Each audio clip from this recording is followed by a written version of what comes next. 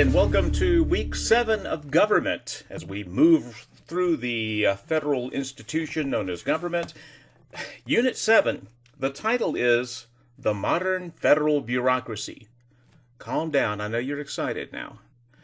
Anyway, if you were to get 100 adults together in one room and ask them to name the most boring topic they can imagine, I guarantee you bureaucracy, be it government or with a private business, would be in the top 10, maybe even the top 5. There is nothing more numbing than trying to get through a bureaucracy. If you ask any adult who's dealt with a government agency, or in some cases with an insurance company or whatever, if it's big, it's got a bureaucracy. And the very word bureaucracy has come, I think, in a good way to have a very negative connotation attached to it. When someone says wading through the bureaucracy, they're not happy. It's a bad thing to have to wade through bureaucracy. But a good 95% of what we call government workers work in the federal bureaucracy. That is to say, they are a member of the bureaucracy, which is largely under the executive branch. We talked last week about how most of the agencies, the nuts and bolts, the government workers, are answerable to the president. So they're under the executive branch. But anyway, that's sort of a neither here nor there. Guys, I'm going to be honest with you. There's not an awful lot we're going to discuss today that I'm going to require you to know. A lot of today is going to be FYI, just for your information only. I will be pointing to some broader ideas that I do expect you to retain from this and to be able to discuss in class on Monday. But the nuts and bolts of this, I am not going to be terribly concerned about, but we will go over them briefly.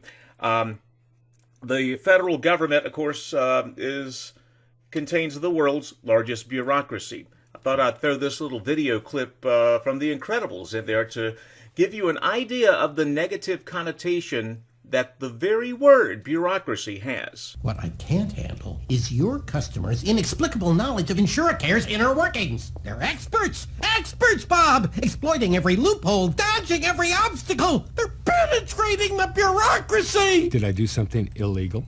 No. Are you saying we shouldn't help our customers? The law requires that I answer no. We're supposed to help people. We're supposed to help our people! They're penetrating the bureaucracy. That's more than just fun. All humor has an element of truth in it, else it wouldn't be funny. Yeah. The strange thing about bureaucracies is, like the boss said here at the end, they begin to form systems to protect themselves, to make sure that no one else can get in. That is the nature of a bureaucracy, be it with a private insurance company or the federal government. That is always going to be a feature of it. That is just the way things are. That's the way a bureaucracy works. And that's why, because we have to, by duty, give so much power, surrender so much authority to the federal bureaucracy, that we got to make sure it does not become cumbersome. Unfortunately, we have not done a good job, and there is no bureaucracy like the bureaucracy of the federal government. We're going to look today at each of the cabinet departments and a lot of the independent agencies that carry out the work. Again, largely the executive work of the government. We'll kind of look at the cabinet departments here in the way Congress created it. Before we start here, though, when I talk about federal bureaucracy, I know I'm giving you a lot of big tent stuff now. Look at this. This is the bureaucracy for healthcare. This is just one element of your life that the government has a significant amount of control over. They want more. Look at this. If anyone could make sense of this, you put them in the front of the class. It is amazing. Look at this. And this is a very generalized view of the federal bureaucracy. If I were a sadist, I would require each and every one of you to be able to fill out these blocks from memory. But I'm not a bad guy.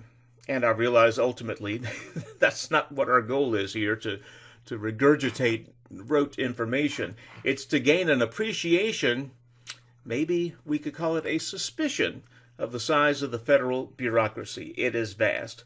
The Constitution mentions the existence of federal departments in Article 2, Section 2.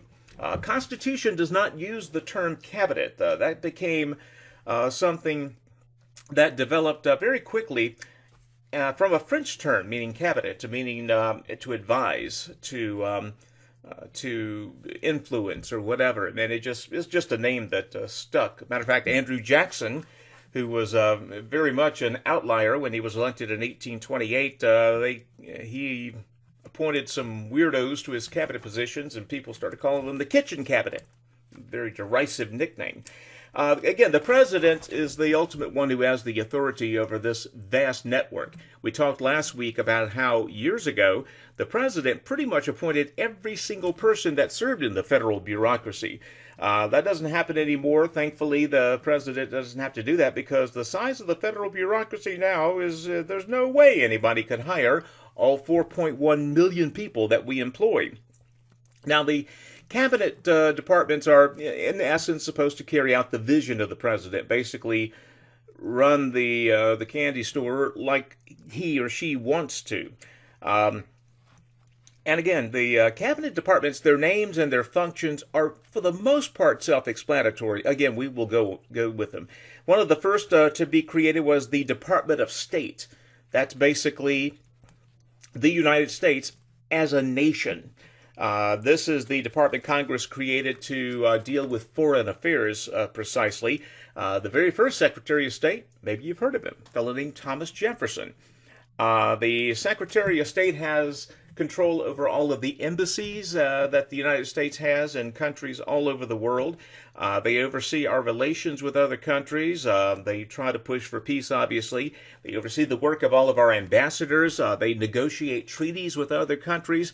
Basically, they are the diplomats, the liaisons, our representatives to other nations. Now, again, we mentioned that the president is ultimately the symbol of the country, and you would think that the president having authority over the Secretary of State, that's the cabinet head, that would be a very important position to be. And yes, our secretaries of state have been at the center of some major accomplishments over the years. But yeah, the State Department is basically our foreign service agency. Another of the original departments was the Department of the Treasury. Cha-ching! Alexander Hamilton, again, maybe you've heard of him. He was the first Treasury Secretary of the United States. Basically, the Treasury Department, not the U.S. Treasury. Those are two different things. U.S. Treasury has a very specific function, but the Treasury Department manages federal finances. They collect the taxes. They pay the bills. They produce the paper currency. They even have a function of investigating, prosecuting criminals. If you've ever seen one of the old gangster Al Capone movies where they're enforcing prohibition, that was the Department of the Treasury that enforced prohibition back in the 1920s and early 30s. Now, the Treasurer of the United States is not the Secretary of the Treasury. That's a position that oversees the U.S. Mint and the Bureau of Engraving. So he is the literal money man or money woman. But the Secretary of the Department of the Treasury is the one that heads up that department. And again, it oversees the Internal Revenue Service, everybody's favorite government agency. Certainly no small task, as we know the scope of what the IRS is charged with. Another of the original departments was the Department of Defense. But again, as we talked about last week, they were called the Department of War then. As our language has softened over the years, we've gone from war to defense. Incorporated all that is the Department of the Navy, which was understandably joined into there. Their headquarters, of course, is at the Pentagon, one of the most recognizable buildings in the world. And as you would expect, the overall duty of the Defense Department is to protect our country, to attack others if necessary. About 1.4 million men and women on active duty, 650,000 civilian employees in the Department of Defense. Also, 1.2 million Americans serve in the Coast Guard or the reserves. The average budget for the Department of Defense is about $500 billion, with a T, trillion dollars. Again, just to give you an idea of the size. Let's continue to move on. Congress created the office of the U.S. Attorney General in 1789, at about the time the Constitution was adopted. So that was an original position, but the agency that included that wasn't created until a little bit later. The work of the Attorney General of the United States grew quickly. Originally, the Attorney General was the guy who represented the federal government in a court case, most notably before the Supreme Court. The work of the Attorney General just kept getting greater and greater, and in 1870, after the Civil War, Congress established the Department of Justice, headed up by the Attorney General. Last week, we called the President the top cop because he's the head of the executive branch. Really, the Attorney General is more of the top cop in terms of being the number one law enforcer in the United States. The Attorney General has more direct authority in that. Again, the Attorney General is still answerable to the President, but the AG is the one that's really involved in that. In 1870, when we created that department, we gave the Attorney General different authorities. We gave him the authority to hire other attorneys to handle cases throughout the federal court system, and to replace the Attorney General's old role of representing the U.S. before the Supreme Court. We created a new position called Solicitor General. That's the person now, if you see a case, U.S. versus Waters, whatever, before the Supreme Court, the Solicitor General has charge of that case. Of course, another part of the Department of Justice is that they supervise all federal prisons. We have several of those. They organize all the U.S. district attorneys throughout the nation. Again, we're going to learn more about the federal court system next week, but each of the judicial divisions, geographic divisions, is headed by a U.S. district attorney, basically the top attorney. The FBI is under the Department of Justice, and of course the U.S. Marshals Agency, which originated in the Old West, but still are very active in mostly what marshals do today is round up wanted people. That's largely their charge today. All that's under the Department of Justice, along with some other alphabet agencies you've probably heard of. The DEA, the Drug Enforcement Administration, ATF, Alcohol, Tobacco, and Firearms. All of that is under the Department of Justice. And as you would expect, it is a very vast department, and it is growing. On the March of 1849, Congress, the 30th Congress, approved a new department called the Department of the Interior. It was the first new executive department since the Constitution was adopted. It was supposed to originally be a catch-all agency overseeing a whole lot of domestic activities. If you can imagine the State Department being the U.S. to the rest of the world, the Interior Department was supposed to be everything inside the U.S. that didn't already have a home in one of the other cabinet departments. In the past, we've put the U.S. Patent Office under the Interior. We've put the Bureau of Veterans Pensions, the Old Bureau of Labor under Interior. Today, the Interior Department is mostly concerned with the environment, with governing natural resources. They operate our 500 million acres of federal protected land area, national parks, monuments, wildlife refuges, and the like. The Bureau of Indian Affairs, the official government liaison with established Indian tribes, is under the Department of the Interior. The U.S. Geological Survey is also there. Now, they have a certain amount of power, probably the largest within the Interior Department, in that they can control mining operations. Don't know if y'all are quite old enough to remember, but the rights of the possibility of uranium mining came up in Pittsylvania County a couple of years ago, and the U.S. Geological Survey was one of the federal agencies that was contacted to help people make an informed decision about that possibility. The management of our mineral reserves, the management of our oil reserves falls under the Department of the Interior. Oil reserves are always a hot topic, particularly since we found out from the 1970s that we were not as energy independent as we thought. The oil reserves is a sort of a strategic way to control the price of fuel, gasoline, in America. The Department of Agriculture, you would think that that would have been a department from the get-go because agriculture was far and away the number one industry in the United States for the first century plus of its existence. But it wasn't created until 1862, first as a non-cabinet agency of the federal government. It quickly became an executive department just a few years later. Also in 1862, Congress passed the Homestead Act, the Morrill Act, which created land-grant universities. It created Virginia Tech, so it's the greatest government program ever, if you ask me. That's not going to be on a test. Of course, under the Department of Agriculture, they inspect and grade our foods. They supervise farm production. They offer subsidies to farmers. Now, farming is a really weird industry in that if you work hard and you produce more of a crop, the price of it goes down. The price per unit goes down. So it's in an odd way advantageous for a farmer to produce less. And in order to keep the price competitive, the government will set these prices. It's a very archaic formula. But suffice to say that there is now a financial incentive for growers to grow what's called their allotment. They are allotted that by the federal government. And again, someone who's as libertarian as me has instant guards go up about the government telling a farmer how much they can grow. Farmer can still grow more if he wants to, but that's not covered by federal crop insurance or anything like that. So there's a very strong incentive for farmers to grow only a certain amount. The Cooperative Extension Service of the USA is under the Department of Agriculture. Accurate labels on our food is a function of the USDA. During the Depression, the USDA began paying farmers to, again, limit their production, to keep the wildly fluctuating price of commodities down.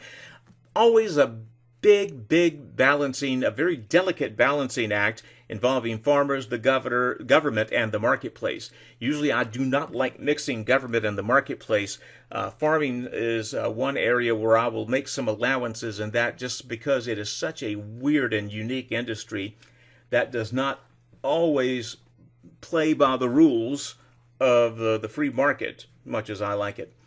Let's talk about more cabinet departments, shall we? This is fun, isn't it? The federal bureaucracy as a whole grew very slowly from 1789 to, say, 1913. Congress created the first 8 cabinet-level positions in those first 124 years. In 1913, some movement. The Commerce and Labor departments were split into the Department of Commerce and the Department of Labor.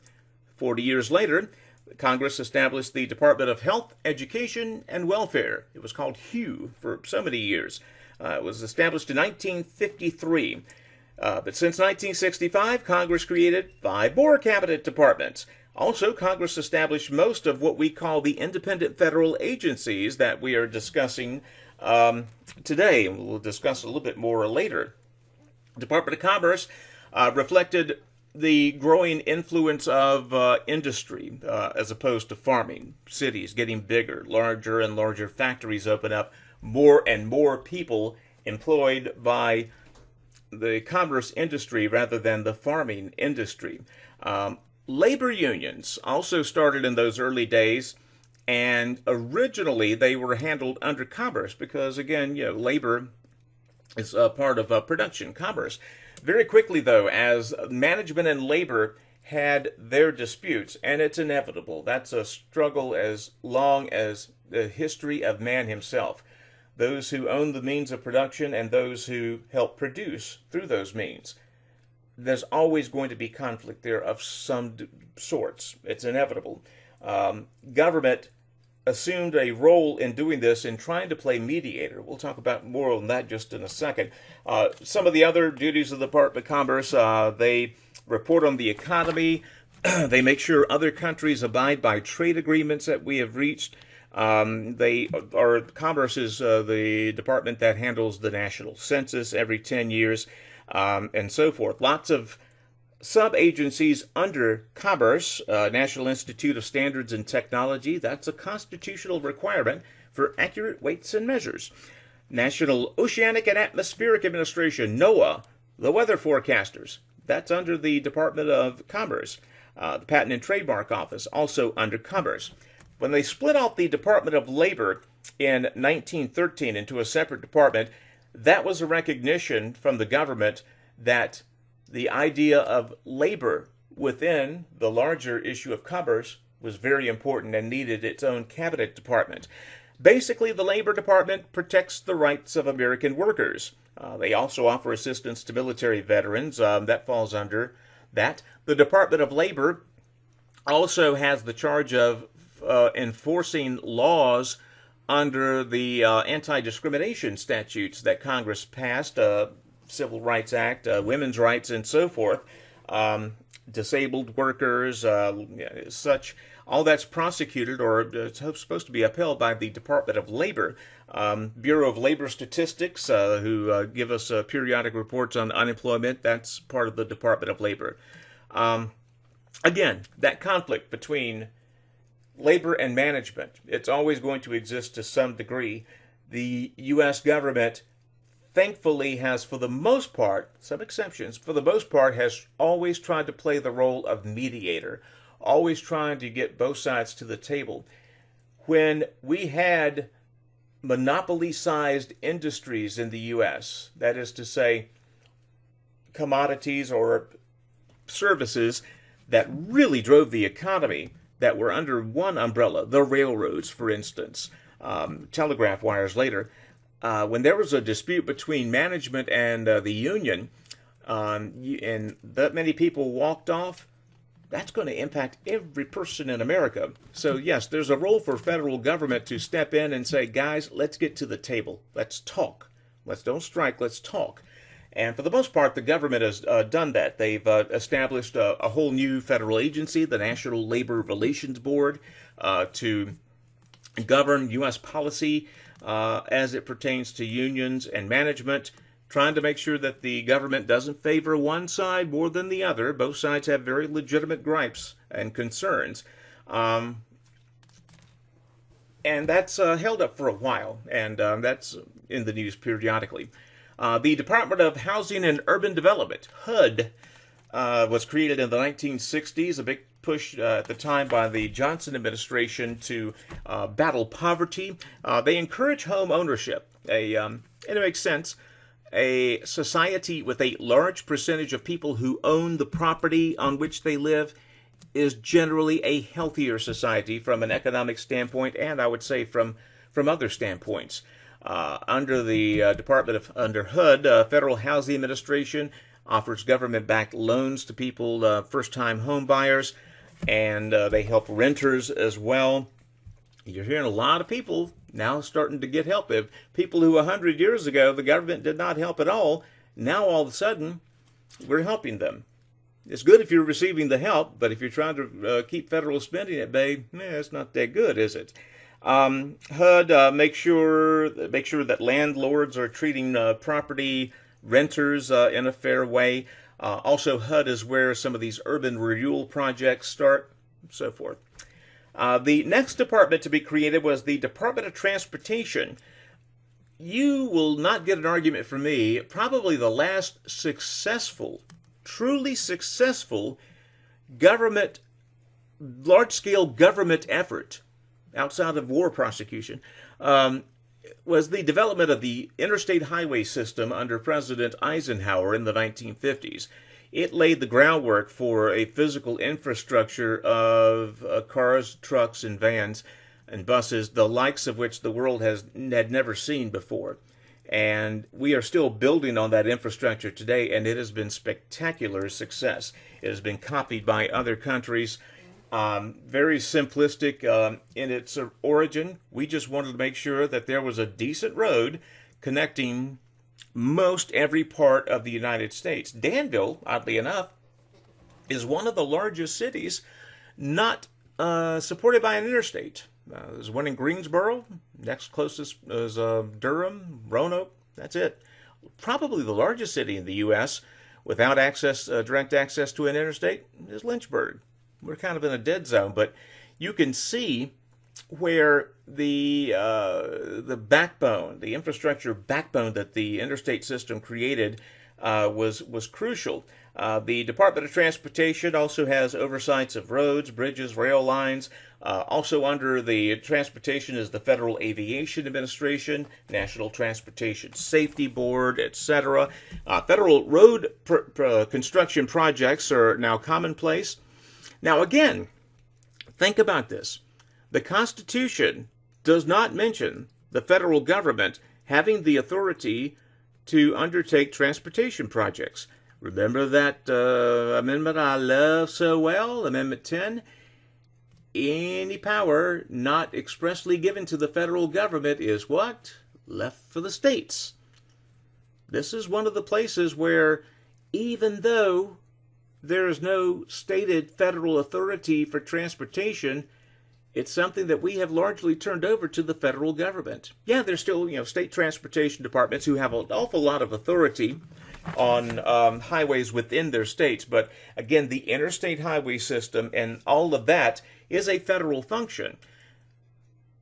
This is, again, the whole percentage of laws that govern our road system. Most of them are done at the state level, but there is a robust national road system, even though the Constitution did not call for that. Think about this. Let's discuss this in class Monday. Is that a good thing? Is it a good thing that the federal government has authority over a national road system rather than having all 50 states control their roads and the federal government having no role whatsoever in a nationalized road system? Again, just think about that because it's something we can debate in class on Monday. The purpose of many agencies in the modern bureaucracy are, of course, worthwhile. And like anything else, if you throw enough money at it, somebody's going to be helped, I guarantee you. You also have to make sure no one is hurt. More recent cabinet departments. The Department of Health and Human Services. Remember HUE? Health, Education, and Welfare? Well, we just stripped health out of there and called it Health and Human Services in 1973. In 1979, we took education out and gave education its own department, the Department of Education. Health and Human Services account for 1/4 of federal spending. Bring that thing back up. Yeah, that right there. That's health spending. That's why $1, one out of every $4 in the federal budget is going towards something in this quagmire. Wow. Most of what we associate with Health and Human Services is, of course, Medicare and Medicaid, which helps pay for health care for low-income families. The FDA, the Food and Drug Administration, is not under the Department of Agriculture. It's under Health and Human Services. National Institute of Health and the Centers for Disease Control, maybe you've heard about those agencies recently. Yeah, during the pandemic, you're going to hear a lot about them. All that's under Health and Human Services. Also, Health and Human Services had one appointment made in the 1960s that was very controversial at the time, but now we just kind of taken it for granted. The Surgeon General's office was established, and their 1964 report on the effects of smoking was a landmark. In 1964, oh gosh, about 80% of adults smoked, and the idea that this was truly harmful to your health was shocking to some, offensive to others. Again, if you think about it, as we do today, I mean, if you're sucking smoke into your lungs, on what planet is that a good thing? Does that make you healthier? Anyway. Also established in the late 1970s, the Department of Energy, because as we mentioned earlier, some Arab oil embargoes taught us a very hard lesson that we were not energy independent. Also at this time, nuclear fuel is beginning to become more and more of a thing. And of course, there's some dangers in that. And so the Congress thought that it would be better to have a separate government cabinet department dealing with all this. Department of Education, again, formed in 1979. Their budget now is already $70 billion. They administer over 250 programs. Now, this is another thing where most of the educational controls are actually done at the state level. If you go to a public high school in Virginia, most of the regulations you're following are from Richmond and not from Washington. And there is a robust constitutional debate over that good old 10th Amendment. Does it allow the federal government to regulate education. I say it does not, but I'm in the minority. A lot of people say there is a role. National federal standards. You may remember No Child Left Behind. That was a national standard that all 50 states had to meet, whether or not they thought it was a good idea. Another cabinet department that was created fairly recently, the Department of Veterans Affairs, that was taken out of the Department of Defense, owing to the large number of veterans that we're having to deal with now, or having to serve. It was thought that they merited their own department. 1989, they got their own department. And the most conspicuous part of that is the VA, the medical system of hospitals. The most recent cabinet department was formed out of raw fear. The Department of Homeland Security. It was done, of course, in the wake of the 9/11 attacks in 2001, and it still blows my mind that you guys either were not alive when those attacks happened or were still an infant. So just allow me a moment to be a geezer, okay? It led to the largest rearrangement of the federal government system in 50 years. Basically, the Department of Homeland Security was created out of moving various cabinet agencies around and unifying a lot of law enforcement and investigative functions under one umbrella. Secret Service, Customs Service, Coast Guard, and a lot of others, CIA and whatnot, now fall under Homeland Security. Good old Transportation Security Administration, the jokers who frisk you at the airport and perform all that security theater that's supposed to make you feel safe. I think you know where I stand on that. All that is under Homeland Security. Again, a nice idea, but the effectiveness of Homeland Security is questionable. They're not supposed to spy on American citizens. They do spy on American citizens, and that is wrong. No one seems to care. Our last little segment here is going to be on federal agencies that are not officially part of the U.S. Cabinet, independent federal agencies that carry out the executive functions. Library of Congress, Government Accountability Office, that's a watchdog agency that Congress created. They report to Congress, not the president. The Environmental Protection Agency is an example of a congressional created committee. The EPA doesn't fall directly under a cabinet department, although the president does make a lot of the appointments there. Again, checks and balance. President appoints, the Senate still confirms the heads of most of these agencies. Again, the Federal Reserve System of banks. The idea of a Federal Reserve is a non-cabinet U.S. department. Again, we are giving the federal government a large amount of authority over the nation's banking system. Every bank is regulated by Congress. Every deposit up to $250,000 is insured by the government. A lot of things that happened during the Great Depression gave people the idea that there was a role for federal government to make sure this doesn't happen again.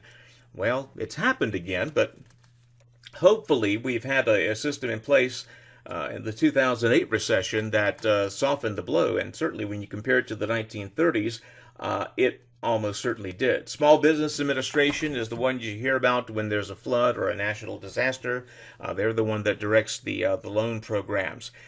Federal Communications Commission governs licensing for radio and television stations, satellite, cable, internet, and all that. It was established in 1934.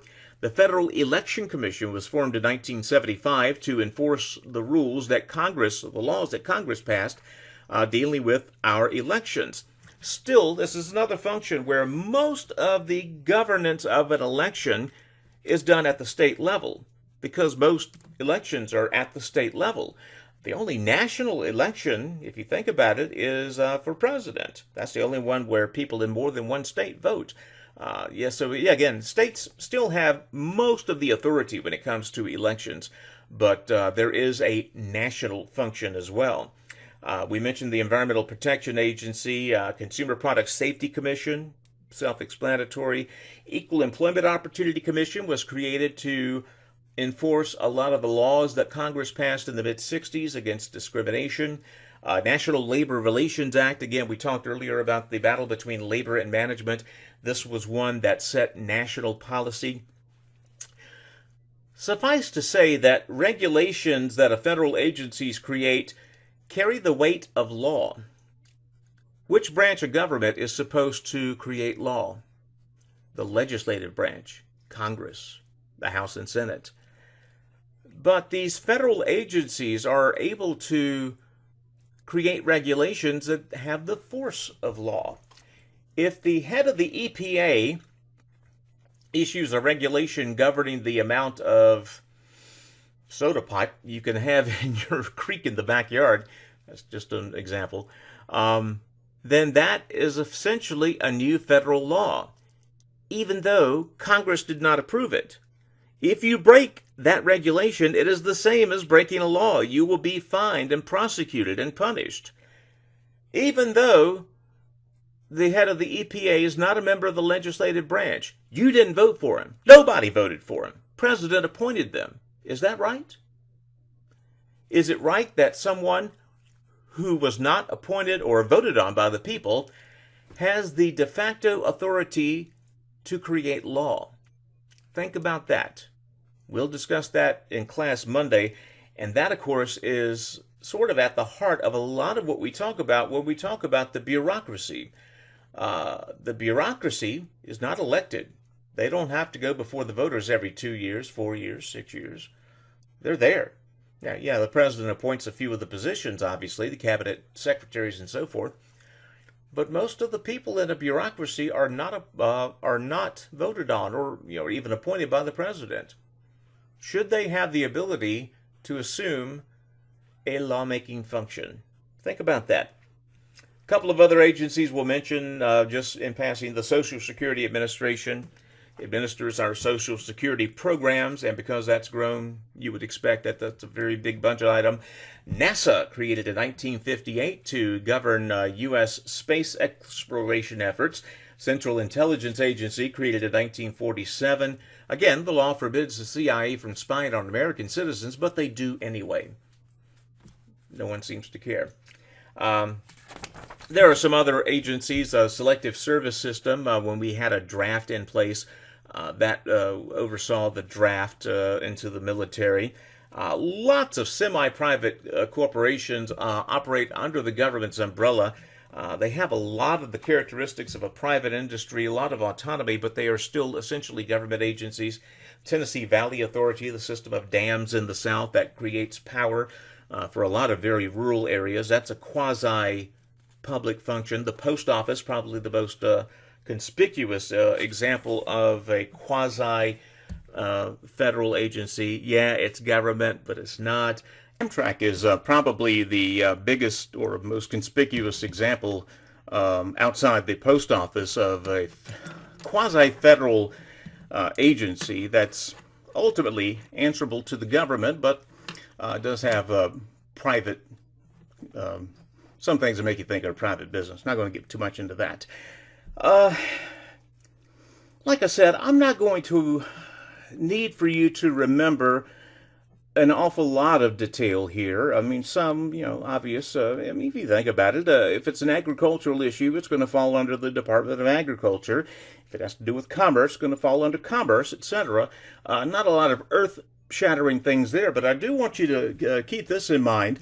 The operations of the government have grown over the years really in an exponential way when you look at it on a century versus decade-by-decade basis. The operations of the federal government are vast. They are complex. Let's see our favorite slide again. Or one of our favorites. Look at here. Yeah. They relate to many areas of life for the American public. As a matter of fact, there are very few parts of your life where there is not some government intervention. Bureaucracy, of course, provides lots of positive services. You can't throw this kind of money and resources at something and someone not be helped. That's going to happen. As long as politicians promise more government programs to help more people, we're going to have a hard time making this any smaller. Again, there is a limit on everything. There is a limit on what we can pay for. everything has a finite point. Yes, we can grow the economy and make it more likely, but at some point, you are going to run out of money. There's never been a politician alive who's been reelected by promising people fewer things. It doesn't happen. And because we are becoming increasingly reliant upon public assistance for doing sometimes the most mundane things, it is difficult to see how this upward trajectory that we're on is going to stop. It has never even slowed down in the past couple of generations. I fear it's going to take something fairly catastrophic to even make a dent in the direction we're going. But suffice to say, the federal government is very large, very complex, and it's not going anywhere anytime soon. It is growing, it has grown, and there's no reason to believe it will not continue to grow for the foreseeable future. Again, you survived a lesson on the federal bureaucracy. Get yourself some ice cream. You've deserved that. This has not been the most savory of subjects. Next week, we're going to talk about the judiciary. Again, that can be boring, but again, we're talking about court cases, so maybe we'll try to spice things up a little bit next week. Promise, no federal bureaucracy next week. Folks, have a great weekend, and we will see you on Monday.